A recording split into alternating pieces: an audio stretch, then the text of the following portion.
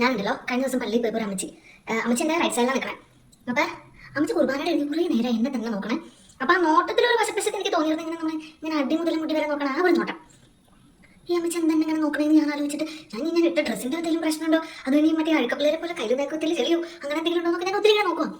ഈ അമ്മച്ചി എന്തെങ്കിലും നോട്ടം നിർത്തുന്നില്ല. ഒന്ന് നോക്കും, പിന്നെ ഒന്ന് കണ്ടെടുത്ത് വീണ്ടും ഒരു 10 സെക്കൻഡ് കഴിയുമ്പോൾ വീണ്ടും നോക്കും. എനിക്ക് എന്ത് ചെയ്ത് പിടി കിട്ടുന്നില്ല. പിന്നെ ഞാൻ ഇന്റർവ്യൂവിനൊക്കെ ഒരു ഇന്റർവ്യൂവിന് ഞാൻ ഇതുപോലെ ഒരു ഇന്റർവ്യൂ അറ്റൻഡ് പോയി കഴിഞ്ഞാൽ പിന്നെ 2 കാതിൽ 2 കമ്പ്ലീറ്റ് പോയ ഒരു ഹിസ്റ്ററിക്ക്.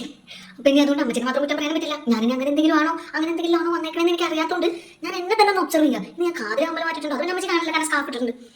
പക്ഷെ എന്താ അമ്മച്ചിയുടെ നോട്ടം അത്ര ശരിയല്ല, ഒരു പന്തയില്ലാത്ത നോട്ടം. ഒത്തിരി നേരം അമ്മച്ചി നോക്കണം. അത് കഴിഞ്ഞ് ഞാൻ എന്നെ ഒബ്സർവ് ചെയ്ത് കഴിഞ്ഞാൽ എനിക്ക് മനസ്സിലായി ഇത് എൻ്റെ പ്രശ്നമല്ല, എനിക്കൊരു കുഴപ്പമില്ല, ഞാൻ ഓക്കെ ആയിട്ടാ നിൽക്കണേ. പക്ഷെ അമ്മച്ചിയുടെ പ്രശ്നമാണ്.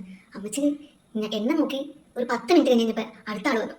ആൾ വീണ്ടും നോക്കാൻ തുടങ്ങി. എന്നെ നോക്കി അതേ സെയിം നോട്ടം, ഇങ്ങനെ അടിമുടി അല്ല അടിതൊട്ട മുടി വരെ ആ നോട്ടം കണ്ടപ്പോൾ എനിക്ക് മനസ്സിലായി ഇത് എൻ്റെ പ്രശ്നമല്ല, അമ്മച്ചിയുടെ പ്രശ്നമാണ്, പ്രായമായതുകൊണ്ടാവാം. പിന്നെ ഞാൻ ആലോചിച്ചു, ആ അമ്മച്ചിയുടെ ആ സ്വഭാവം പണ്ട് അങ്ങ് സ്കൂളിൽ പഠിക്കുമ്പോൾ എനിക്കുണ്ടായിരുന്നു. നമ്മളിങ്ങനെ ക്ലാസ്സിൽ ആരെങ്കിലൊക്കെ വരുമ്പോൾ അവരങ്ങനെ മൊത്തത്തിലൊന്ന് നോക്കും. ഇത്ര പെടുത്തൊന്നും ആയിരിക്കില്ല, അവരുടെ സാരിയോ അല്ലെങ്കിൽ കമ്മലോ, പെൺപിള്ളേരാണെങ്കിൽ പ്രത്യേകിച്ച് സാരിയും കമ്മലും ആവകായ സാധനങ്ങളായിരിക്കുമല്ലോ.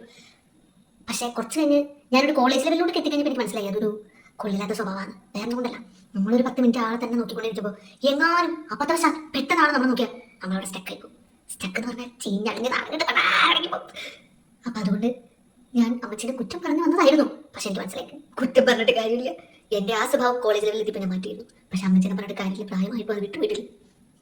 അതുകൊണ്ട് നിങ്ങൾ ആരെങ്കിലും അങ്ങനെ ഒരു 10 മിനിറ്റ് 15 മിനിറ്റ് ഒക്കെ ആരെങ്കിലും തന്നെ നോക്കി ഒബ്സർവ് ഒക്കെ ചെയ്തുകൊണ്ടിരിക്കുന്ന സ്വഭാവം ഉണ്ടെങ്കിൽ മാറ്റിക്കളഞ്ഞോ. മഹാവൃത്തിയുടെ സ്വഭാവം.